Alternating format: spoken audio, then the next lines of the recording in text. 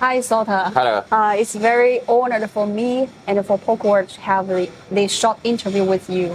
And it's been 5 years since we met in 2019. Yeah, pretty OG. Yes, and 5 years on, and back to then, Polkadot it had not even launched. Yeah. And now it's already from 1.0 to 2.0. Yeah. And so, how has your perspective changed regarding the crypto industry, and what principles you haven't changed instead onto steadfastly? Yeah. So I think Web3 is still very early stage, and I have been here in this space for more than I think 7 or 8 years right now. But my mission remains the same: Web3 for billions, onboarding billion of the people on chain through Web3 technology. I think we made a lot of progress, but not enough. And one of my strengths and our strengths is really strong commitments from founders, including me. I'm not comparing, but a lot of the people get success and get money, get rich, and then retire. But still, my motivation is even bigger right now than before. We are making Astar and we are making Soneium with Sony. So I feel more social responsibility than before. Beyond my personal gain, beyond our company's success, I want to make this industry successful. And this industry success, our company will be successful. So a lot of the things has been changed, but my commitment became even stronger. And that's why I'm here today. And we needed to literally make Web3 utilized in our society. Otherwise, Web3 became just a toy for tech people and rich people. We needed to make Web3 for ordinary people to empower people instead of empowering the company and the nations. Yes, I can hear that you are a strong advocate for blockchain to go mainstream. Go mainstream, yeah. So when did the idea first occur to you? We have been creating the Soneium, the blockchain with Sony group. The message needed to be very simple, but message needed to be well recognized. And if we make very Web2-like message, we can be recognized as Web2 company, Web2 project. So our message needed to be Web3 driven with Web2 message. That's why I considered GM go mainstream. I used 3 days to consider this. Yeah, GM previously stands for Good Morning, representing underground culture of the Web3. But after Astar and Soneium, GM stands for Go Mainstream. We needed to make mainstream adoption. DeFi was great, NFT was great, and the ETF was great. But we are stagnating right now. Our industry is looking for new narrative, and the new narrative is main real mass adoption. And I would like to make it happen. Yeah, sure. And you've made significant progress, which is, Astar Zikli event is transitioning to the Soneium. Yeah. How did you get the support from Sony? And what role does this traditional industry giant play in driving the blockchain to mainstream? Okay, so first of all, today I'm here to represent Startel and Astar. I'm a director of Sony Blockchain's Block Solution Lab, which is a joint venture between Sony Group and Startel. But here I'm representing Startel. To make it simple, I have multiple hats. Right? So I'm wearing the Startel hat right now. And we kicked off the conversation 2 years ago. Sony invested Startel 3.5 million, which is the public information, roughly 1 year ago. And we created a joint venture called Sony Block Solution Lab. And then this entity is creating the chain. The good thing is we did not approach to them. They approached to us. So this is pretty much driven by Sony. But Sony is really big company. But when it comes to Web3, very specific domain, Startel has more insights. But Startel is Web3 company, so we don't have enough distribution channel. We don't have enough products which is used in our daily lives. So this is the collaboration between Startel and Sony. Then we would like to make real adoptions through Web3 technology and daily life products. Sony reached out to you guys. What do you think is the inspiration that drives them to reach you guys?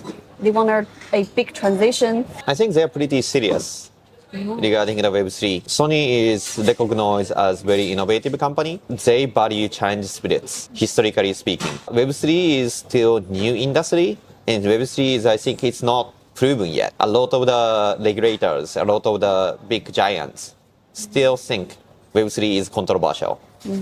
We are proving step by step. I respect them because they can be a fast penguin beyond the Web3 space. I think they joined the Web3 space because of their challenge spirits. This is a very big giant in Japan. Yeah. And I saw that you are traveling globally. Yeah, very much. Very much. So are you seeking some partnerships as Sony in globally? Is there some cases you can share with us? I think Sony is pretty much global company, which everybody knows in the world. We are not only working with Sony Japan, but also working with a lot of the branches in India, in Europe, in the US, and so on.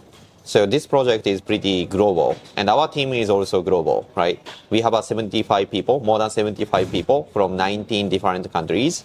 So obviously communication is in English. So this is not a Japanese project. This is a global project from day one. Can you see the different regions have different cultures? Yeah, very much. Very much.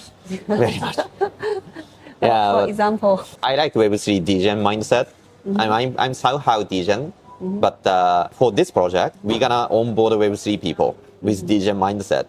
But at the same time, the company is pretty much regulated. So we needed to operate under the Japanese law, or maybe US law, European law, and we're gonna comply with the law. We, in this sense, this is must, right? Because Sony is listed company, and we are also trying to do IPO in the future. It's all about balance. So we needed to be defensive in some area, such as regulatory compliance, tax and law, accounting, defensive. But at the same time, we're gonna onboard Web3 people in a light way. So we needed to be offensive here. It's a balance between offense and defense. So in this sense, I think this project is pretty much, I would say, legit compared with two Web3 projects, because we would like to make a social real adoption. If we are recognized as a scam project, nobody uses us. So we needed to penetrate Web3 in a light way. It takes time, but we are not looking for short-term money, short-term gain. This is the project to penetrate Web3 technology into our daily lives. Do you ever imagine how long you would stick to this goal? I have been saying the same things for more than 8 years right now. We have a 2 years, 3 years plan. I know that you traveled to China a lot. months ago. Yeah. And a lot. Oh yeah, months ago, yes. Do you think, the Chinese policy is very hard. Yeah. So how do you see the Chinese market? I think a lot of the people still very interested in Web3, technology-wise, and cryptocurrency, token price-wise. I see Chinese market as very, very important market right now, given we have a strong presence in Japan, especially, and we have a solid presence in Korea. We want to make strong presence in China. And right now, I think historically speaking, a lot of the technical seed technology, like transistor, or maybe a lot of the innovation with AI, was led by US. But Asian company and Asian project, Asian people are good at commercialization. Let's say car, semiconductor, electronic goods. All of them, the seed technology were invented in the US. Then we imported it and we commercialized it. We are good at this. And right now, Web3 is entering the commercialization phase from the invention phase. So I think China, Korea, Japan, we see these markets as the innovative countries when it comes to commercialization. So that's why we want to make a strong presence in China too. What product do you think that Web2 are more like to use when we talk about the Web3 product? Yeah, this is my personal opinion, right? It's not representing Soneium, Astar, or maybe Sota on Sony. It's my personal opinion. Personally, I'm really interested in tokenized IP platform and DID. DID is very crucial because in the long run, a lot of the contents will be generated by AI, movie, picture, whatever. And we need an ID system on-chain that prove humanity. That's why we want to invent new DID system. And the tokenized IP platform is also interesting for us because we have a lot of potential IPs. A lot of the Web3 projects start from very technology. Then they are claiming tokenized platform, right? But there is no IP, very few IP. But for us, we have potentially a lot of the IP. Then we are interested in how to use this IP on chain. So let's say if I register IP on chain, maybe I'm an anime creator, then you use my IP and other people use my IP and you need to pay. Based on the distribution, based on usage, based on the payment, loyalty will be distributed based on the contribution on chain transparently. This is something we can make. I'm pretty interested in this kind of area right now. How does developers get involved in the widespread adoption of Web3? Do you have any advice for them? I mean, the developers. Oh, developers. Yeah, okay. developers. Do you have any advice for them so they can stand out during the competitive environment? Yeah, landscape. Yeah, the Web3 landscape is very competitive. My insight, I made a lot of mistake. I talked today, and a lot of people, including me, started from technology and then tried to find the problem. For us, for example, ZK sounds cool, right? Then we worked on ZK. Interoperability can be cool. Then we worked on interoperability. Then try to find the problem. This strategy is wrong. We should start from problem and then implement technology afterward. So understanding the social problem, understanding the issue is very critical. Yeah. And for us, this is the reason why we are working with big company, Web3 project, even government. And my job is the multi-stakeholder management. This is the reason why we are taking this approach. Then through a lot of the connection, through, for example, Sony, I get a lot of opportunity to speak with artists, speak with creators beyond the Web3 space. Yeah. Then I'm trying to understand their problem and try to solve these problems through Web3 technology. Okay, so do you think that the infrastructure or technology of today already can meet the requirement of the mass adoption? What Yeah, is I think missing? so. Actually, I think so. Protocol-wise, transaction fee, previously it was $50 per transaction or $60 transaction. I still remember that age 3 years ago, 4 years ago. But right now, on-chain transaction of either layer 1, except for Ethereum, or layer 2 of the Ethereum, is even less than 1 cent. Transaction-wise, I think we are making significant progress. But let's say transaction cost became 100 times smaller or even more.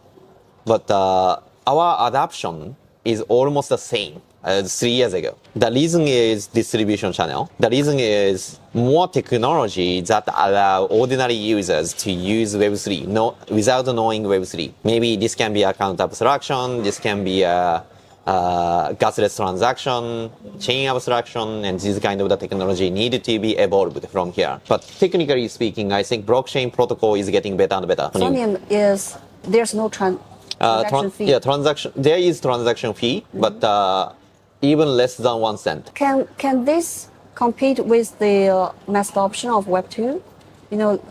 Such as Alipay, such as a lot of other Web2 applications. They need millions of people on site during a very short time. Can Soneium support this? Yeah, it depends. If we would like to onboard a billion of the people, I think 1 cent is still expensive. The technology is evolving. In the past 3 years, we made the transaction cost thousands times smaller.